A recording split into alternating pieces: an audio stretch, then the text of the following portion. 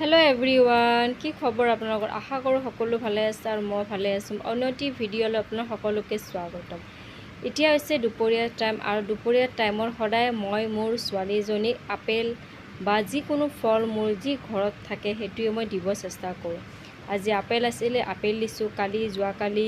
আপোনাৰ কল আছিল কল দিছোঁ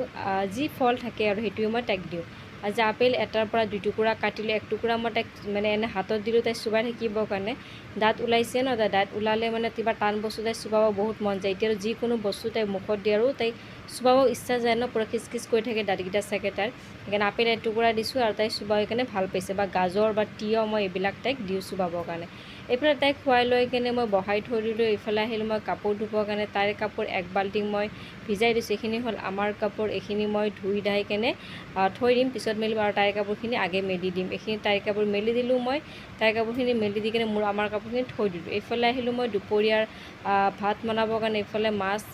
নিচলা মাছ মানে মায়ে আনিছিলে আৰু সৰু মাছ মানে মিক্স কৰি আনিছিলে একেলগে নিচলা মাছখিনি মানে এনেকৈ বনাইছে মায়ে আমাৰ শাহু মায়ে এনেকৈ বনাই মানে যেতিয়া একদম শুকাই যাব তেতিয়া মানে নমাই দিব আৰু জুইটো বন্ধ কৰি দিব এইফালে সৰু মাছটো থৈ দিলোঁ ফ্ৰাই কৰিবৰ কাৰণে